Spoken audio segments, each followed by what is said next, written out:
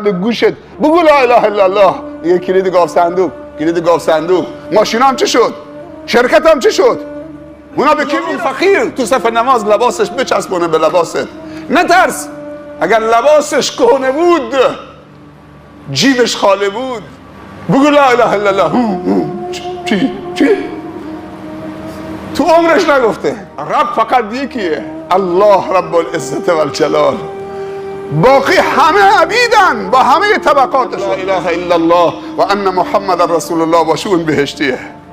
اگر نیامد هیچی به دردت نمیخوره. بعضی همینجور چشمشون مثل خون میشه، هی حلقومشون ورم میکنه، روحش میاد تا حلقومش دوباره برمیگرده. زن نباید نصرت بیاد، ولی بازار بره، عروسی بره، هر جایی که میخواد بره، دم در بنشینه. آتش جهنم پوست جهنمیان سوخت، ما پوستشون و جلدشون رو عوض میکنیم تا عذابو بچشن، نگفته گوشتشون. امروز طب و پیشرفت علمی ثابت کرده که اعصاب انسان در پوست انسانه. 1400 خورده سال پیامبری که دانشگاه علوم پزشکی نرفت.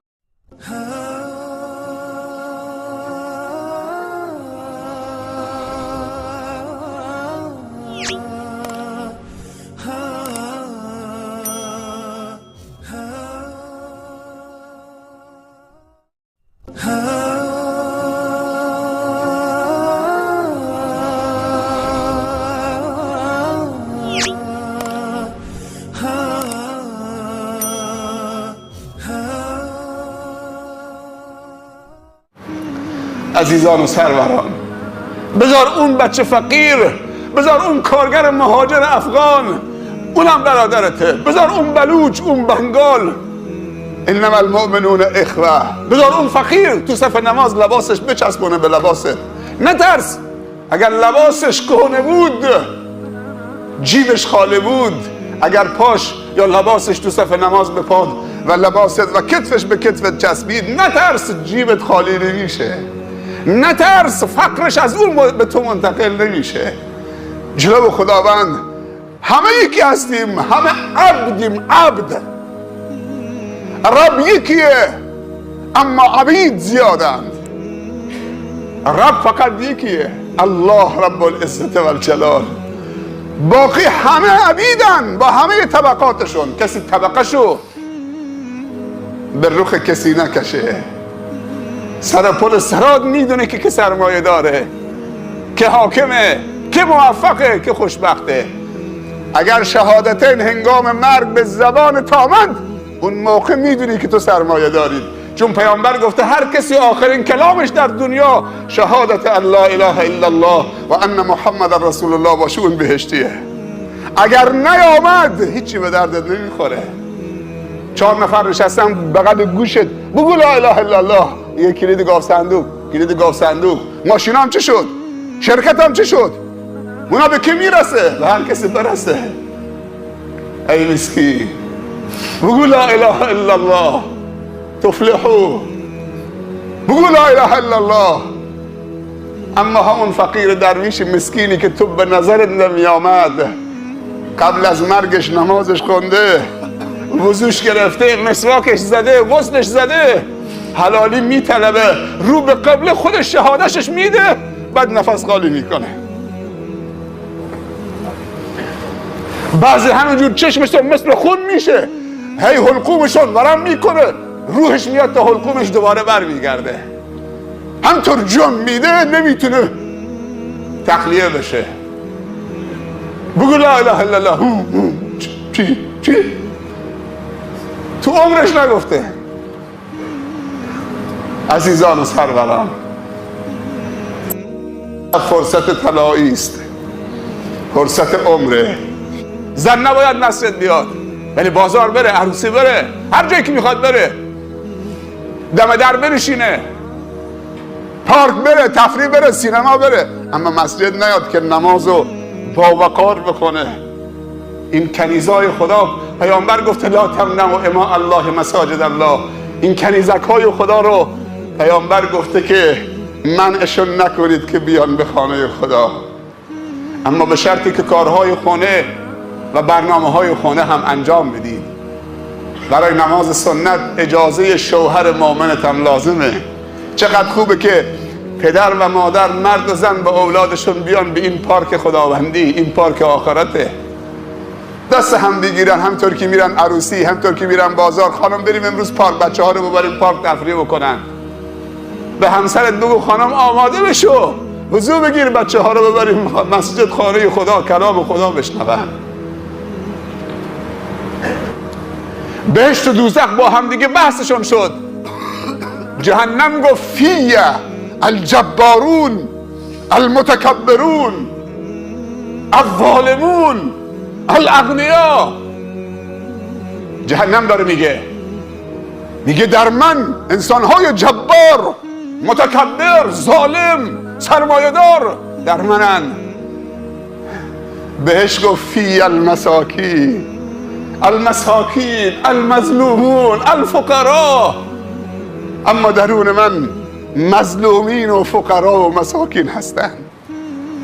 افتخار به ظالم نیست. کلما نضجت جلودهم بدلناهم جلودا غیرها لیذوقوا العذاب. امروز طب و پیشرفت علمی ثابت کرده که اعصاب انسان در پوست انسانه.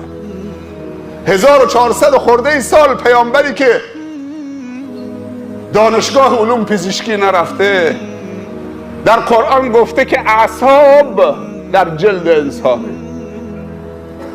خداوند میگه کلما نضجت جلودهم بدلناهم جلودا غیرها.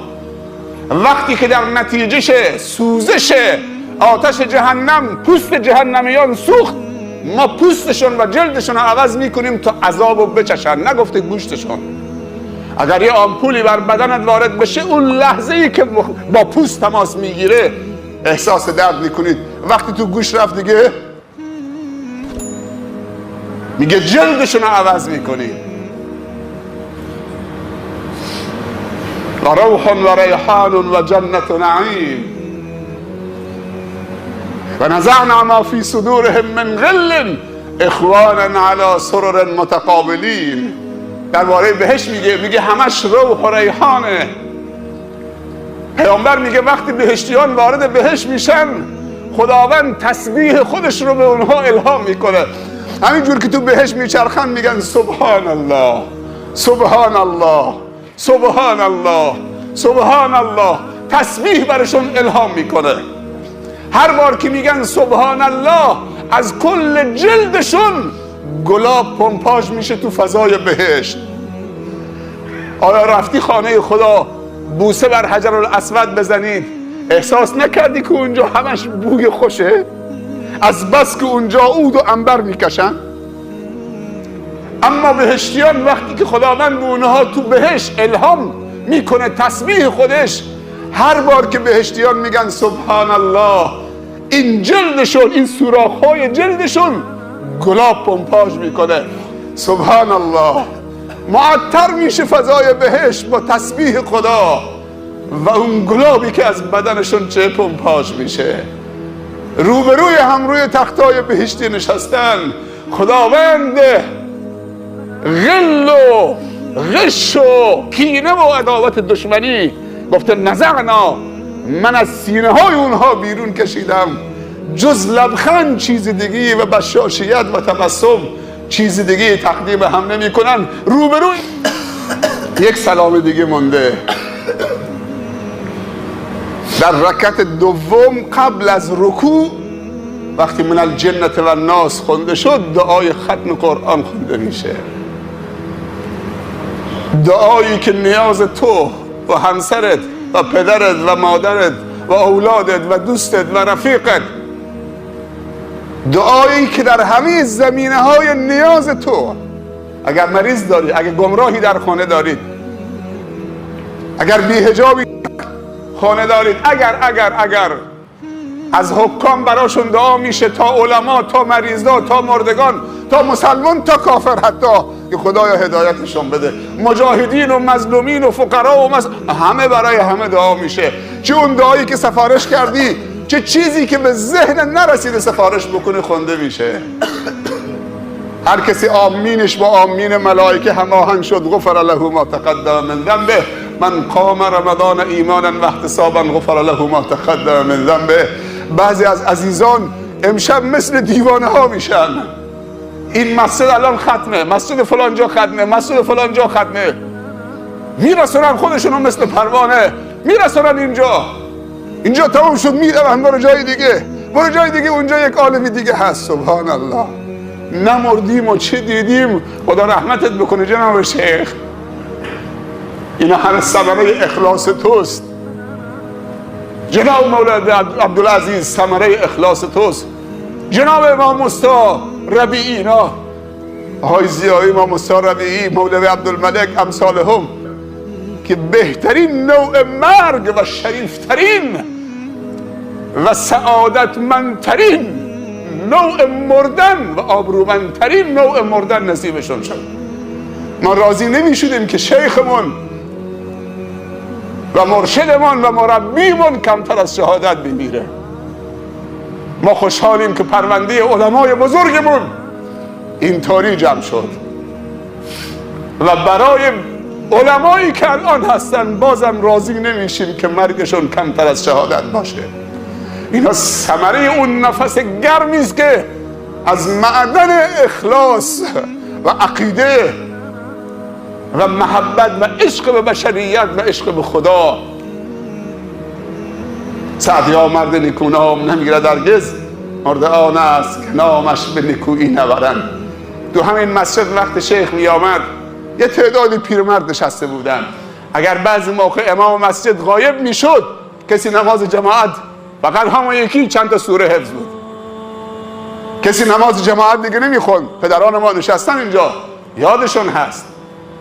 ولی امروز امام نرسید، همین جوانایی که تازه بالغ شدن 40-15 جز، مگر دیشب اینجا نبودید نماز تراویح؟ یک بچه سوم راهنمایی 26 جز خود حفظه. و امشب انشاءالله در نماز تهجد اون وعده‌ای که به شما دادم، یه مهمان ویژه داریم که همش با قرآن صحبت میکنه. شاید ما رو تحریک بکنه که تلاش بکنیم برای تربیت فرزندانمون که تربیت قرآنی اونها رو بار بیاریم. عزیزان، جای هممون تو این سالن نمیشه. حالا برای نماز انشاءالله و دعا یه عده از عزیزانی که قبلا داخل بودن برن تو حیاط، اون پایینم اگه فرشه بالاخره فشرده بیستن و همه با هم خواهرها هم رعایت بکنن. جایی برای شما تو مساجد ایجاد شده، خیلی هزینه شده. هنوز هم یه عده تلاش میکنن که شما رو بفرستن تو بازارها.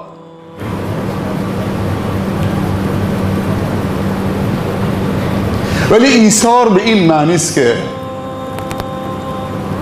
اگر 2 سلام توی که داخلی خوندید بدونی که من بگم، برو بیرون دست اون برادرت بگیر، بگو هم تو بیا داخل، من برم جای تو. زیباست نه؟ خیلی زیباست. اونایی که پایین پله ایستادن 2 سلام هم شما بیاید اینجا جلو، ما میریم بیرون.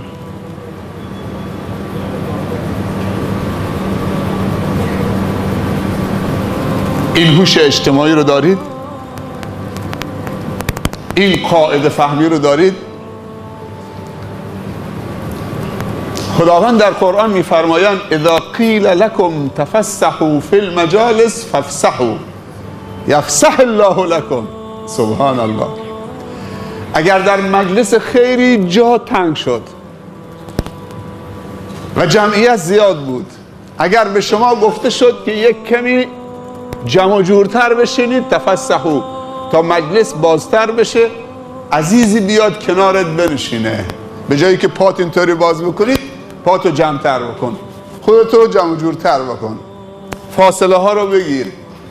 میگه اگر از تو خواسته شد که در مجالس خیر که جا تنگ فشرده تر بشینید، فشرده تر بشین. اذا قیل لکم تفسحوا فی المجالس فافسحوا. این آدابه، همه آداب، معاشرت، ارتباطات، جامعه شناسی، روان شناسی، همه و همه در قرآن آمده. میگه فاصله ها رو تنگتر بکنید تا جا بیشتر باشه. حالا نتیجهش چیه؟ میگه یفسح الله لکم، پاداشش این که خدا برای شما گشایشی ایجاد میکنه. اگر شما چند سانت برای برادرت جا باز کردی که کنار در مجلس خیر بنشینه و لذت ببره، میگه خدا برای شما یک فسحه‌ای، یک گشایشی باز میکنه.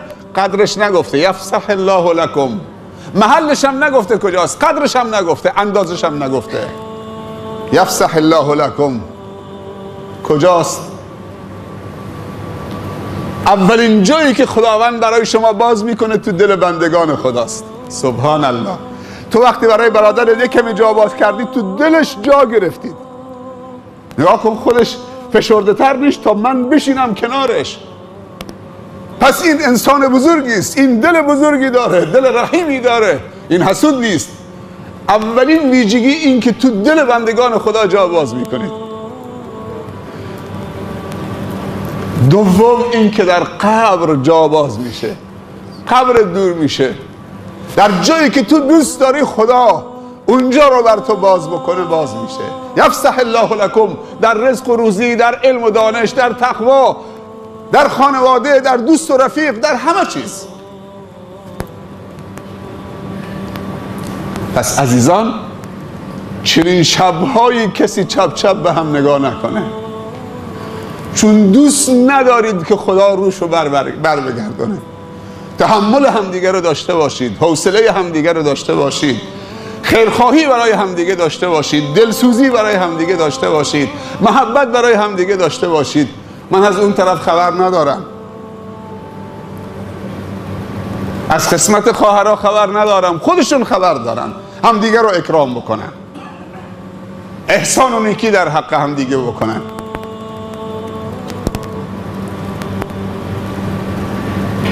ما در همین یک سلام باقی مانده دعای ختم قرآن میخونیم.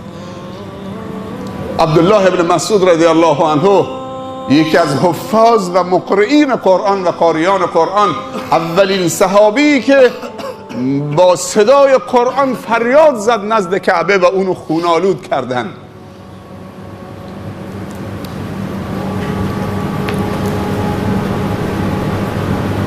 وقتی که ختم قرآن میرسید، قوم و خویشاشو دعوت میکرد که در دعای ختم قرآن سهیم باشن. حتی عزیزی که در این ختم اینجا نبوده امشب آمده، حتی عزیزی که شرکت نکرده امشب رهگذری رد میشده. این مجلسی است که هر کسی در این مجلس حضور داشته بی بهره بر نمیگرده.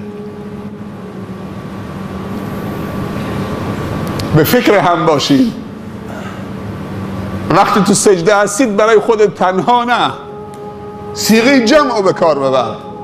اللهم انک عفو کریم حلیم تحب العفو فاعف عنا. چه چیزی سبب شده که ما اینطوری بیایم اینجا؟ جا تنگه، جلو مسجد خیلی زیبا نیست، باز نیست یک فضای بزرگی که جلو مسجد، جا برای ماشیناتون نیست، جا برای بچه هاتون زیاد نیست که یک مهد کودکی یا مهد قرآنی مجلل 200-300 متر چند تا اتاق و سالن بچه ها برن اونجا بازی بکنن. ولی دل ما و شما که وسیعه. 3 نمونه امکانات داریم. اگر موفقیت به اندازه امکانات باشه، این خزرنگی نیست. اگر موفقیت کمتر از امکانات باشه، این خیانته. امکاناتت خیلی عالی بوده اما موفقیتت کم بوده. اگر موفقیت بیشتر از امکانات باشه، این همت عالی است. ما از امکانات کم بهره های زیاد ببریم، محبت هم دیگه بکنید. اینجا کسی میزبان نیست و کسی مهمان نیست، همه ما فقیریم، در خانه غنی و بی نیاز آمدیم. یا ایها الناس انتم الفقراء الی الله والله هو الغنی الحمید. الله فقط غنی است. این که به فلانی و فلانی و فلانی میگیم، اینا جزو اغنیا هستن.